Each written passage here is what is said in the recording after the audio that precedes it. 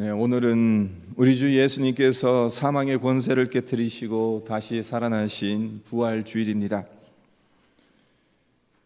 예수님께서 죽음에서 다시 살아나시지 않았다면 십자가에서 이루신 구원은 진정한 구원이 될 수 없었을 것입니다.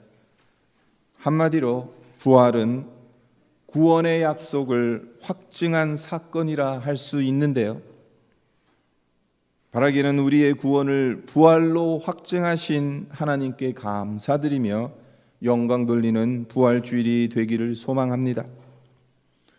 또한 우리 역시 언젠가는 주님처럼 부활해서 주님과 영원토록 왕노를 할 것이라는 소망을 품으시기를 기원합니다. 미국에서 살던 유대인 노부부가 성지 순례할 겸 고국인 이스라엘을 방문했습니다.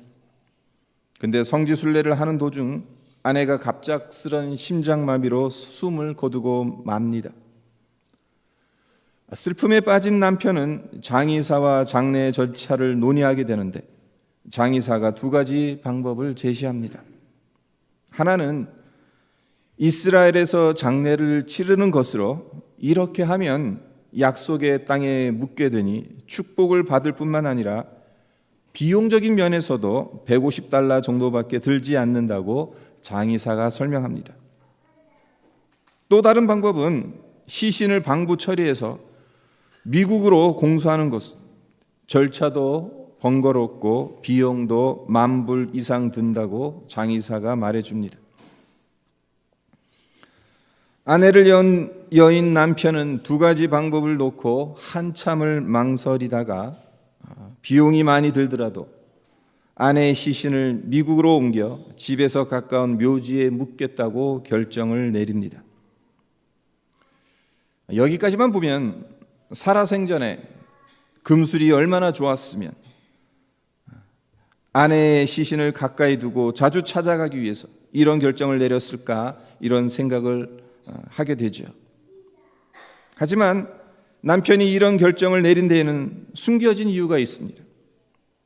숨겨진 이유는 장의사가 넌지시 말해준 곳에서 찾을 수 있는데요. 장의사가 지나가는 말로 이렇게 이야기합니다.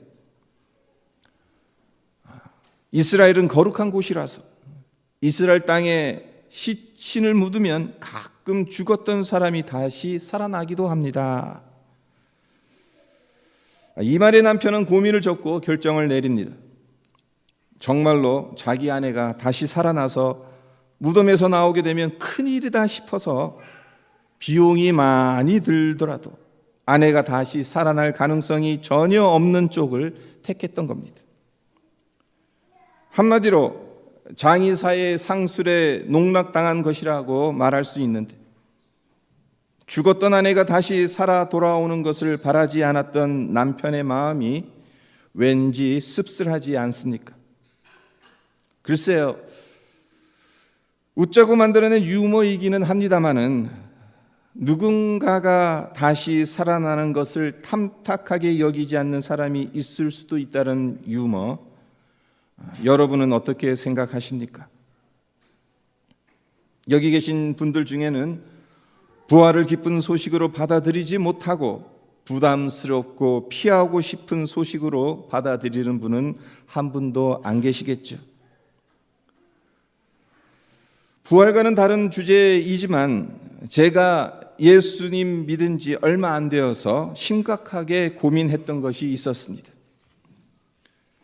1990년대 초반, 그때는 한국에서 시한부 종말론이 한참 기승을 부렸던 때인데 다미 선교회를 설립한 이장림 목사가 1992년 10월 28일에 주님 재림하셔서 주님의 백성들 모두 휴거될 것인, 따로 모여서 휴거를 준비해야 한다고 주장을 했습니다. 제가 고민하고 걱정했던 것은 주님 재림하셔서 믿는 사람들 모두 다 하늘로 들려 올라갈 때에 나만 주님을 알아보지 못해서 하늘로 들려 올려지지는 않으면 어떻게 하나 하는 것이었습니다. 제게는 그 두려움이 워낙 커서 그 후로도 한동안 주님의 재림을 기쁜 소식으로 받아들이지 못했던 것으로 기억합니다. 여러분은 어떻습니까? 내가 과연 다시 살아날 수 있을까? 주님 재림하실 때 하늘로 들려 올려질 수 있을까라는 걱정과 두려움을 가져본 적은 없으십니까? 그런 분이 계시다면 걱정하지 마십시오. 두려워하실 필요가 없습니다. 왜 그렇습니까? 주님께서 우리에게 걱정과 두려움이 아닌 평안을 주시기 때문입니다. 오늘 함께 읽은 요한복음 20장에도 예수님께서 걱정과 두려움이 아닌 평안을 주시고 있다는 것을 우리가 발견하게 됩니다. 먼저 1절을 보십시오. 안식 후 첫날 일찍이 아직 어두울 때에 막달라 마리아가 무덤에 와서 돌이 무덤에서 옮겨진 것을 보고, 이른 아침 아직 해가 뜨지 않았을 때 막달라 마리아 주님의 시신이 묻혀있는 무덤에 갑니다. 주님의 시신이라도 보고 싶은 마음에 무덤으로 간 것일 텐데 이게 웬일입니까? 마리아가 무덤에 갔더니 무덤의 입구를 봉해 놓은 돌이 옮겨져서 입구가 활짝 열려 있는 것 아니겠습니까? 혹시나 예수님을 못마땅하게 여겼던 사람들이 예수님의 시신을 훼손하려고 돌을 옮겨 놓은 것은 아닐까 하는 생각이 마리아의 머리를 스쳐 지나갔을 겁니다. 그래서 그 즉시 베드로와 요한에게 달려가서 이 사실을 알립니다. 4절로부터 7절에 그 내용이 나오는데요. 둘이 같이 다름질하더니 그 다른 제자가 베드로보다 더 빨리 달려가서 먼저 무덤에 이르러 구부려 세마포 놓인 것을 보았으나 들어가지는 아니하였더니 시몬 베드로는 따라와서 무덤에 들어가 보니 세마포가 놓였고 또 머리를 쌌던 수건은 세마포와 함께 놓이지 않고 딴 곳에 쌌던 대로 놓여 있더라. 마리아가 전한 이 소식에 베드로와 요한이 급히 달려가서 무덤 안에 들어가 본 거죠. 네, 예수님의 시신은 어디론가 사라져 버렸고 세마포와 머리에 쌌던 수건이 따로 놓여 있는 것을 발견하게 됩니다. 9절과 10절을 보겠습니다. 그들은 성경에 그가 죽은 자 가운데서 다시 살아나야 하리라 하신 말씀을 아직 알지 못하더라. 이에 두 제자가 자기들의 집으로 돌아가니라. 주님께서 죽은 자 가운데 다시 살아나야 하리라 하신 말씀을 베드로와 요한이 아직 깨닫지 못하였기 때문에 예수님께서 부활하셨으리라고는 전혀 생각하지 못한 채 그들의 집으로 돌아갔어요. 그런데 보십시오. 베드로와 요한이 그들의 집으로 돌아갔을 때 막달라 마리아는 어디에서 무엇을 하고 있었습니까? 11절을 보십시오. 마리아는 무덤 밖에 서서 울고 있더니 울면서 구부려 무덤 안을 들여다보니, 무덤 밖에 서서 울고 있었습니다. 울면서 허리를 굽혀 무덤 속을 들여다봤습니다. 마리아가 왜 이렇게 했겠습니까? 주님의 시신을 누가 정말 가져간 것은 아닌가 확인하고 싶었던 거죠. 그런데 허리를 굽혀 무덤 속을 들여다보았더니 거기에 누가 있었습니까? 12절입니다. 흰 옷 입은 두 천사가 예수의 시체에 누였던 곳에 하나는 머리편에 하나는 발편에 앉았더라. 흰 옷 입은 두 천사가 예수님 시신이 안치되어 있던 머리격과 발편에 앉아 있는 것을 본 거죠. 14절도 보세요. 이 말을 하고 뒤로 돌이켜 예수께서 서 계신 것을 보았으나 예수이신 줄은 알지 못하더라. 뒤를 돌아봤더니 예수께서 서 계셨어요. 하지만 예수이신 줄을 모르는 겁니다. 15절입니다. 예수께서 이르시되 여자여 어찌하여 울며 누구를 찾느냐 하시니 마리아는 그가 동산지기인 줄 알고 이르되 주여 당신이 옮겼거든 어디 두었는지 내게 이르소서 그리하면 내가 가져가리이다. 그러니까 막달라 마리아는 자기 앞에 서 계신 분이 예수님인 줄 꿈에도 생각하지 못한, 그저 동산지기인 줄 생각합니다. 그래서 어찌하여 울며 누구를 찾느냐라는 주님의 질문에 만약 당신이 예수님 시신을 옮겼으면 어디 두었는지 제게 가르쳐다. 그러면 제가 가져가겠다. 이런 부탁까지 합니다. 16절입니다. 예수께서 마리아야 하시거늘 마리아가 돌이켜 히브리 말로 라움니 하니 이는 선생님이라는 말이라. 그러니까 주님께서 마리아야 이름을 부르시니까 그제서야 예수님인 줄을 알아보는 것입니다. 성도 여러분, 여러분은 마리아가 처음에는 예수님인 줄 모르다가 예수님께서 그의 이름을 부르시니까 그제서야 주님인 줄 알아보는 이 장면을 어떻게 받아들이십니까? 제게는 부활에 관련된 다른 어떤 장면보다 이 장면이 가장 감동적으로 다가옵니다. 마리아야라고 부르시는 주님의 이 부르심이 얼마나 큰 위로와 평안을 가져다 주는지 모릅니다. 왜 그런가 하면요, 조금 전에 말씀드렸던 것처럼 저에게는 주림 재림하실 때 내가 주님을 알아보지 못해서 들림을 받지 못하면 어떻게 하나 하는 두려움이 있었어. 네, 이 말씀에 따르면 걱정할 필요가 없는 겁니다. 막달라 마리아가 누구입니까? 누가복음 8장 1절로 3절을 제가 읽어드리겠습니다. 그 후에 예수께서 각성과 마을에 두루 다니시며 하나님의 나라를 선포하시며 그 복음을 전하실세 12제자가 함께하였고 또한 악귀를 쫓아내심과 병 고침을 받은 어떤 여자들 곧 7 귀신이 나간 자 막달라인이라 하는 마리아와 헤롯의 청지기 구사의 아내 요한나와 수산나와 다른 여러 여자가 함께하여 자기들의 소유로 그들을 섬기더라. 예수님의 사역을 돕던 여인들을 소개하고 있는 단락인데요, 막달라 마리아를 7 귀신에 사로잡혀 있었던 자라고 소개하고 있습니다. 예수님을 만나기 전에 막달라 마리아에 대한 성경의 기록은 누가복음 8장 말고는 찾아보기 힘듭니다. 하지만 분명한 것은 7 귀신에 사로잡혀 있었다는 사실 하나만으로도 그녀가 얼마나 크나큰 고통을 겪었을지 예상할 수 있다는 겁니다. 그리고 그런 그녀가 주님을 만나 고침을 받은 이후에 그녀의 삶이 통째로 바뀌게 되었다는 것을 우리가 알지 않습니까? 예수님의 사역을 돕기 위해서 자기의 소유를 아낌없이 드렸습니다. 요한복음 19장 25절을 보면 예수님이 십자가에 못 박히셨을 때 그 곁에 막달라 마리아가 서 있었습니다. 그리고 주님의 시신을 보기 위해 가장 먼저 무덤으로 달려갔던 사람 중 하나가 막달라 마리아였습니다. 예수님을 향한 막달라 마리아의 사랑이 얼마나 진실되고 지극했는지 짐작이 가죠. 그런 마리아도 다시 살아나신 주님을 알아보지 못했다는 겁니다.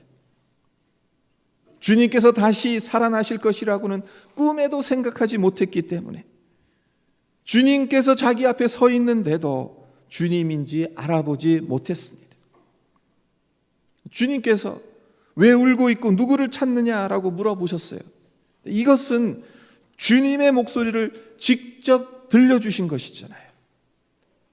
막달라 마리아가 주님의 목소리를 분간하지 못할 리 없잖아요. 그런데도 주님일 것이라고는 전혀 예상하지 못했습니다. 결국 막달라 마리아는 2번씩이나 연달아 주님을 알아보지 못했다고 볼 수 있는 겁니다. 우리 같으면 나를 알아보지 못하는 마리아로 인해 속이 상하지 않았겠습니까? 하지만 주님은 어떻게 반응하셨습니까? 어찌하여 나를 알아보지 못하고 마리아를 책망했습니까? 그렇지 않잖아요. 그 대신 마리아야 라고 부드러운 음성으로 마리아의 이름을 불러주셨습니다. 그러자 그제서야 마리아가 라움니 선생님이여 라고 부르 주님을 알아보죠. 이 자리에서 신학적인 옳고 그름을 말씀드리고 싶진 않습니다. 제게 주신 영적인 감동을 전해드리고 싶을 뿐입니다. 주님은 우리가 주님을 알아보지 못한다고 해서 우리를 외면하시는 분이 아닙니다. 만약 그렇다면 십자가에 못 박혀 죽으실 만큼 우리를 사랑하신다는 말은 거짓말이 되어버릴 것입니다. 네, 우리는 우리의 연약함으로 인해 중요한 순간에 주님을 알아보지 못할 수도 있습니다. 더 나아가 재림의 때에도 그럴 수 있지 않을까라는 생각을 조심스럽게 해봅니다. 물론 기름을 준비하지 못한 어리석은 5 처녀가 아닌 기름을 준비한 지혜로운 5 처녀처럼 주님의 재림을 준비해야 하는 것이 맞기는 합니다마는 그와 동시에 또한 잊지 말아야 할 것이 하나 있습니다. 그것이 무엇인가 하면 우리가 주님을 찾아가는 것이 아니라 주님이 우리를 찾아오신다는 것이에요. 요한계시록 20장인가 21장에 보면 새 예루살렘 성이 하늘로부터 땅으로 내려와요. 그것이 상징하는 것은 하나님께서 우리를 찾아오신다는 것입니다. 정말 우리가 주님의 보혈로 구속함을 받은 하나님의 자녀라면 설령 막달라 마리아처럼 주님을 알아보지 못한다 하더라도 주님께서 우리의 이름을 불러주셔서 우리로 하여금 주님이심을 깨닫게 해주시고 그래서 우리에게 두려움이 아닌 기쁨과 평안을 안겨주실 겁니다. 네, 주님은 슬픔과 두려움에 빠진 막달라 마리아에게 친히 찾아오시는 것으로 하나님의 자녀들을 얼마나 사랑하시는지를 우리에게 보여주셨던 겁니다. 성도 여러분, 우리의 믿음의 근거가 무엇입니까?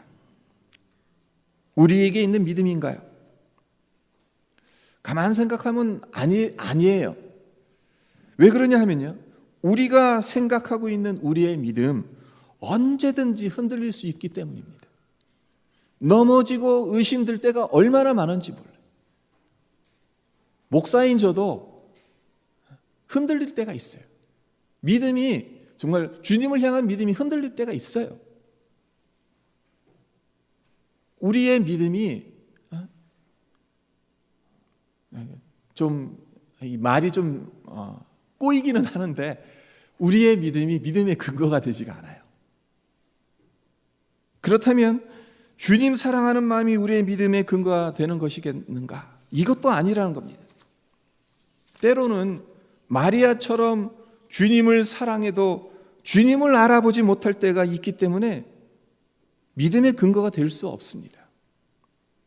믿음의 근거는 오직 예수 그리스도입니다.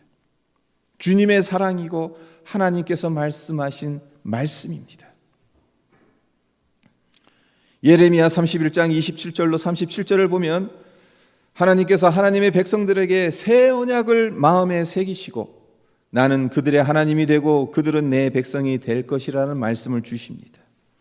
근데 35절로 37절을 보면 이 언약이 절대로 변하지 않을 것을 하나님께서 반어법적으로 표현하세요. 여호와께서 이와 같이 말씀하셨느니라. 그는 해를 낮에 빛으로 주셨고 달과 별들을 밤의 빛으로 정하였고 바다를 뒤흔들어 그 파도로 소리치게 하나니 그의 이름은 만군의 여호와니라. 이 법도가 내 앞에서 패할진대 이스라엘 자손도 내 앞에서 끊어져 영원히 나라가 되지 못하리라. 여호와의 말씀이니라. 여호와께서 이와 같이 말씀하시니라. 위에 있는 하늘을 측량할 수 있으며 밑에 있는 땅의 기초를 탐지할 수 있다면 내가 이스라엘 자손이 행한 모든 일로 말미암아 그들을 다 버리리라. 여호와의 말씀이니라. 이해하기 쉽지 않은 구절입니다마는 이런 의미입니다. 하나님이 어떤 분이시냐고요?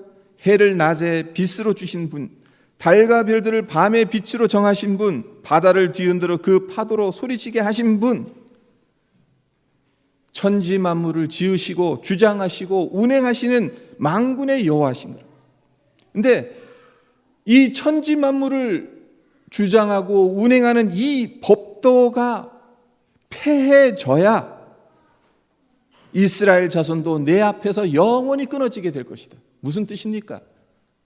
하나님께서 직접 만드시고 주장하시고 운행하시는 이 우주 만물이 갑자기 사라지겠냐는, 갑자기 사라지지 않는다는. 그러니까 하나님의 백성들 영원히 패하지 않다는 거죠. 그리고 위에 있는 하늘을 측량할 수 있으며 밑에 있는 땅의 기초를 탐지할 수 있다면 이 세상에 하나님 외에 어느 누구도 우주 전체를 측량하거나 탐지할 수 없습니다.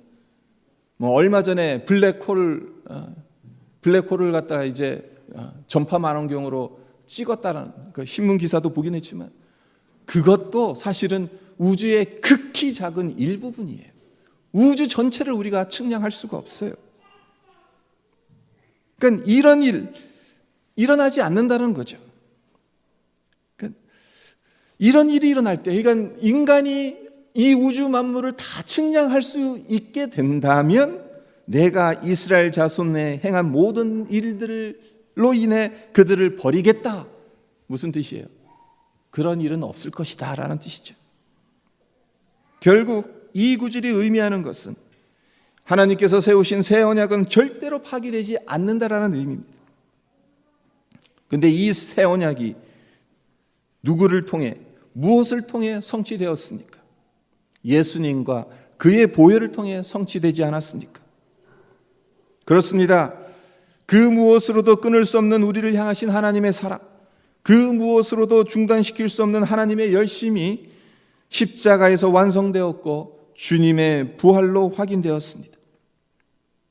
아무쪼록 주님의 부활을 기념하는 오늘, 주님께서 부활 후 막달라 마리아에게 처음으로 보이셨을 때 마리아가 주님을 알아보지 못했어도 책망하거나 야단치지 않으시고 마리아의 이름을 불러주시며 마리아로 하여금 주님이심을 깨닫게 해주신 주님의 그 사랑이 그리스도의 보혈로 구원받은 우리 모두에게도 동일하게 임한다는 사실을 믿으시기를 바랍니다. 그래서 다시 살아나신 주님과 교제하는 감격 속에서 우리의 생명이 다하는 그날까지 부활의 기쁨과 소망을 누리며 하루하루를 살아가시기를 주님의 이름으로 축원드립니다.